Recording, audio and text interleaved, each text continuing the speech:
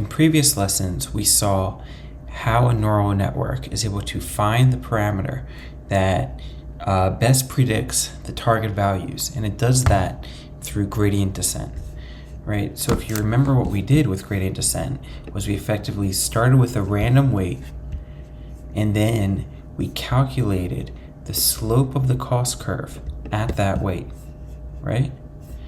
And we updated the weight in proportion to that slope.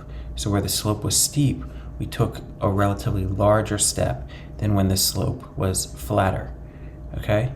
And like, to get into the details of this formula, we said, okay, we're gonna start with that random weight and then update it by the learning rate, which is like a small number, multiplied by the slope of the cost curve, and we'll move in the negative direction of the slope. So here our slope is negative 40, but we move in the positive direction. And if our slope was, say, positive 40 or positive 30, we would move in the opposite direction, okay? And with gradient descent, we just repeatedly perform that process. Start with a weight, update the weight by the slope of the cost curve at that weight times by a learning rate, then update that weight by the slope of the cost curve at that weight times by a learning rate, and so on. And that allows us to really efficiently descend down a cost curve. And this is what this looks like mathematically, where we say the next parameter equals the current parameter minus eta, where eta is our learning rate, times by the slope of the cost curve at that weight, right? Cool. So now that we kind of hopefully understand this a bit, how this works under the hood, let's see this in Pytorch. And I do think that, understanding it underneath will really help out. So we'll load up our data, and for Pytorch, we're going to need to do a couple things. First, we need to separate out our feature values from our target values. And secondly, we'll need to convert this to tensors, to Pytorch tensors, whereas right now we're working with a pandas data frame. So to convert this to Pytorch tensor, to separate this out, we'll do that first. We can say, okay, we want x to equal df. We'll select the mean data, all right? And that will be, you can start to see, I must have spelled this wrong. df, mean data. It is complaining because it says mean data, I must be tired, mean area. Good. All right, next thing. Let's do y equals df of is cancerous, right? So now we're selecting out our target values. Let's just take a look at that. And that's pretty good. All right, so we've separated out our feature values from our target values, and the next thing to do is convert this to tensors. So we will have x tensor equals x. Let's say torch.tensor and pass through x. And this is not going to work, but we'll see why. You see that? It says cannot essentially work with a data frame. And data frame is what, this pandas data type is a data frame. But we can convert this to a NumPy array if we call values. And it turns out that Pytorch, while it cannot work with a data frame, it can work with a NumPy array. All right, so now this should work. And we'll do the same thing effectively for y. So we'll say y tensor torch y.values. Cool. Okay, so now we've kind of coerced our data properly. We have our x tensor, we have our y tensor. The next thing for us to do is to create our neural network. So let's do that. So, oopsies, we'll do this ourselves. So we'll import torch.nn as nn. So this is our neural network module, okay?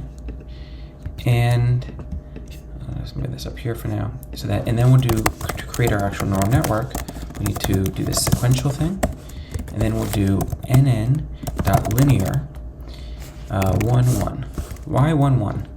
Well, remember what these values are for. This linear layer is the w.x plus b, right? And this first value 1 is specifying the length of our weight vector, okay? And how long should our weight vector be? So the weight vector should be the same length as the amount of features. So we only have one feature we're working with, and therefore the length of the weight vector should also be 1. So that's this value right here. This second value is the number of neurons that we're working with.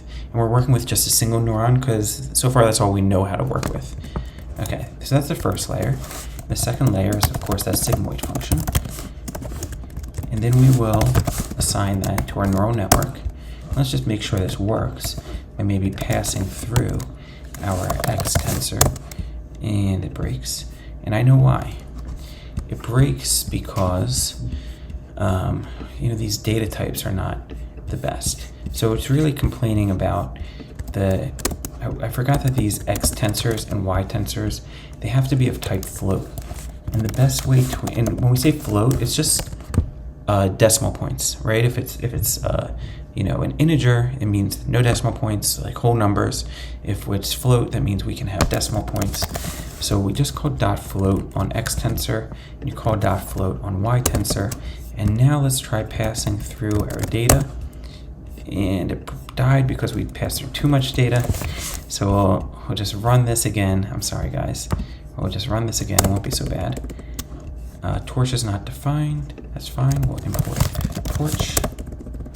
Okay. And now we get a prediction. Okay. So I tried passing through too much data. We can pass through, 10 at a time. And get a prediction for each observation. But we'll just deal with a prediction for a single observation. And just remember, where does this prediction come from? Remember, we just gonna start with those random values in our neural network. Right? These are some random values, and it makes a prediction. And what we want to occur is we want it to then repeatedly update the weights. So that we find a weight that best predicts our data. Okay, so we'll review kind of how we did that in the past, and we'll move forward and see how we do that in the future. Actually, let's review how we did in the past now. The way that we did that was by saying, starting with a random value and repeatedly, right, doing this maybe 10 times, repeatedly updating the weight to be the current weight minus our learning rate times by the slope of the squared errors at that weight. So that's how we did this in Python. And in Pytorch, we get some tools. All right. So the tools that we get, we already created our neural network. The tools that we get is something for the learning rate. We get torch.optim.atom, and we have to pass through the neural network's parameters and also pass through the set of learning rate equal to 0.01, and we'll call that our optim. Okay, lots of times people ask, like, where does this learning rate come from? And that learning rate, it's just you kind of use different rules of thumb. So a good learning rate, is something small like this. You can try out different learning rates, and train your neural network multiple times with different learning rates and see which version results in the lowest cost. So you really do just trial and error. So that's one thing, is this learning rate we're now using with this. The other thing is the cost. So previously we defined our cost function as the sum of the squared errors. And now I remember why I had this thing up here. This was just a single squared error, right? This was our prediction. This was our linear layer, w.x plus b. Then we passed into our sigma function the result of this, and we said, okay, if the mean area, let's say, is like this, and the actual, and it was non-cancerous, so it's a 0, we get a prediction out of here between 0 and 1, and then we do, the actual minus the predicted squared. And that's just a single squared error, but we want to calculate, these squared errors across the entire data set. So what we did was we added them all up. And the way you can represent adding them all up is with the summation. So this just says, okay, we are adding up all of the squared errors across our entire data set, right? That entire, data frame, right? So all of our data. We're calculating how well our parameter does on all the data. So in Pytorch, we are given, this is our sum of squared errors formula. And, in previous lesson, we wrote this out by hand. But in Pytorch, we are given this. And we can just use this. It's essentially this. It's a little different. Torch, it's actually called the Msc Loss. Okay? And we're going to assign that to be loss. Now, this Msc Loss stands for the mean squared error. Okay? And the sum of the squared errors is adding up the loss across all of our observations. So let's say the first observation, there was a loss of like 10, or that's way too high, let's say like 0.5. In the second observation, there's a loss of like 0.3. And this is the squared error, right? And then the third one, there was a squared error of, 0.4. Well, the sum of the squared error is just L1 plus L2 plus L3. So it's the kind of the total squared error.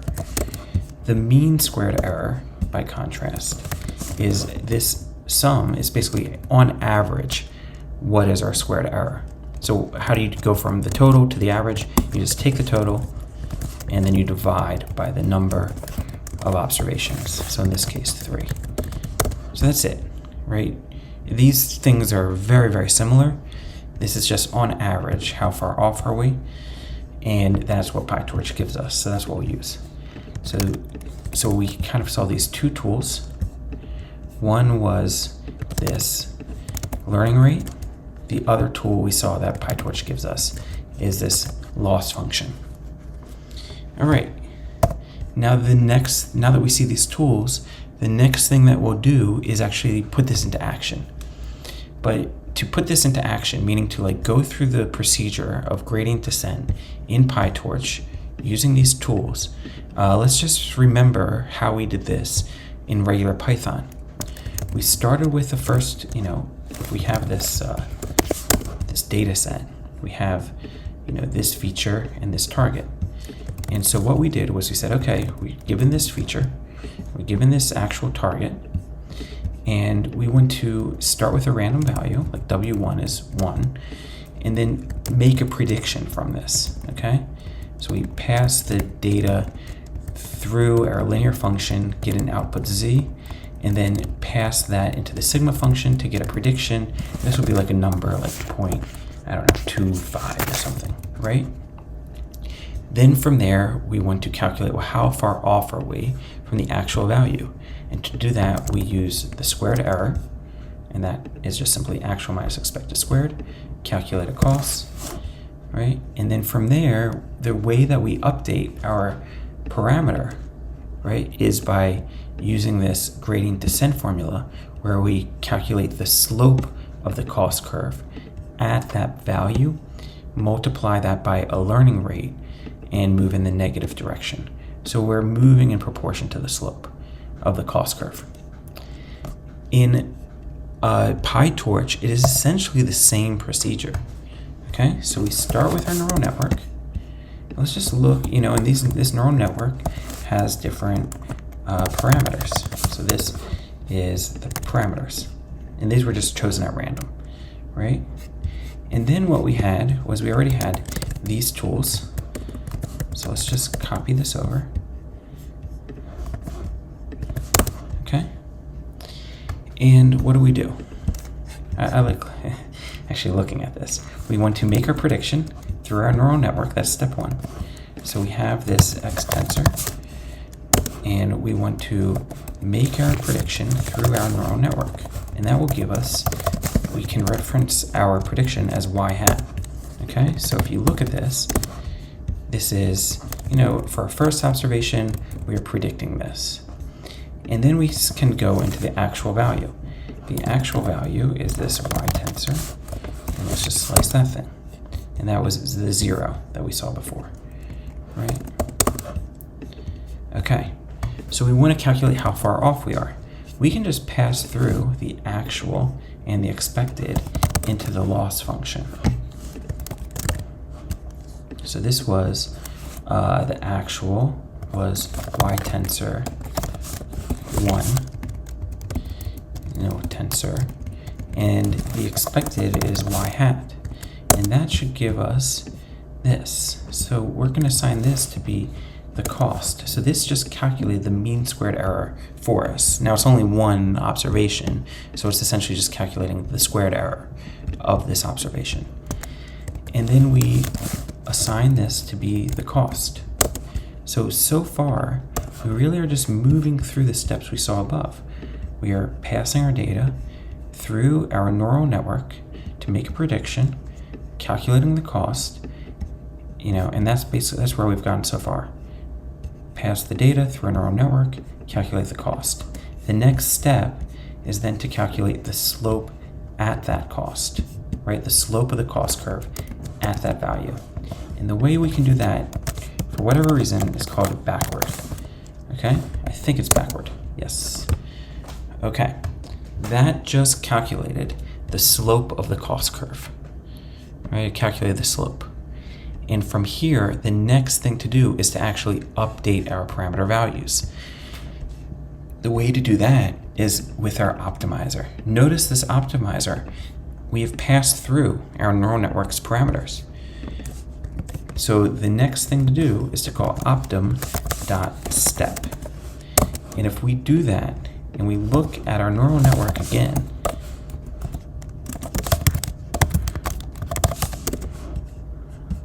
it did not work. Oh, it did. Yes, it worked. Whew. Okay, so look what happened.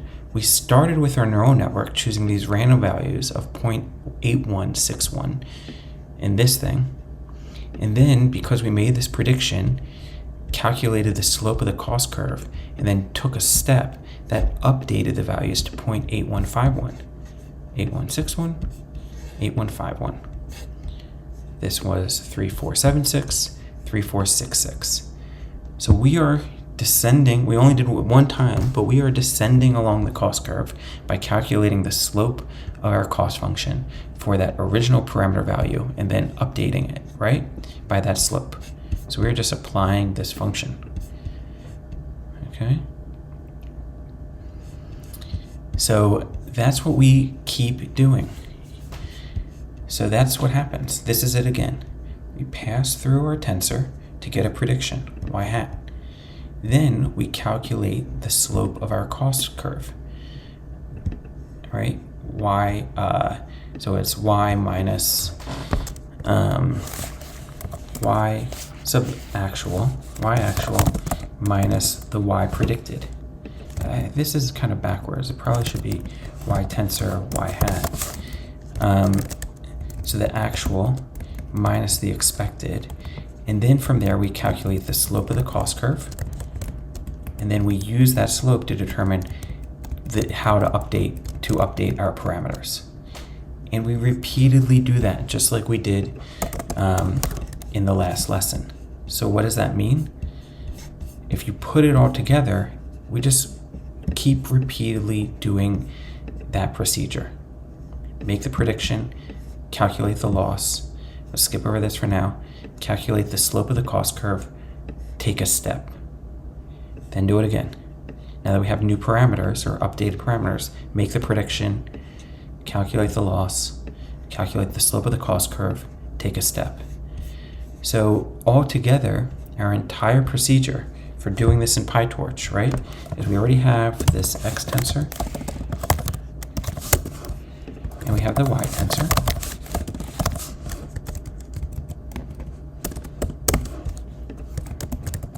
Okay, and then we define our neural network. Then we kind of define our loss function. Here I call criterion. It's the same thing, loss. Okay, and then we define our optimizer, which has our learning rate and our neural network's parameters. Then we go through our procedure. We say, let's do this 10,000 times, because it's a computer, so might as well make the computer work. Make a prediction on the data. Notice here I'm predicting like basically all of the data. That's okay, it knows how to do that. And then calculate the loss, right? I guess I'm doing expected minus actual. I wonder if it tells us. I suppose this must work. And then from there, this zeroes out the gradients. Don't worry about this for now. This will make more sense in later lessons. But the main point is we calculate the loss, we calculate the slope of the cost function, then we update the parameters. If you understand that, this may break my computer. It broke my computer. It will not break on here in the lesson. Okay, if you do this in Colab, it won't break on Google's computers. What happens is that you can see I'm storing the losses each time. And what happens is we are descending down the cost curve by moving through that procedure, just like we saw before. So this is, I'm not, dumbing anything down for you guys. This is how you train a neural network in Pytorch, okay? That's it. This is it, and hopefully you understand why we're doing each of these steps. We make the prediction, we calculate the loss, we calculate the slope of the cost curve, so we know how to update our parameters, and then we actually update the parameters and just do that again and again and again so that we descend along the cost curve. That's it. So that is training a neural network with a single neuron and with a single weight. And what we will do in the next lessons is see what does it mean to use multiple neurons, okay? And even what it means to use multiple layers. And that's what's next. All right, see you guys there.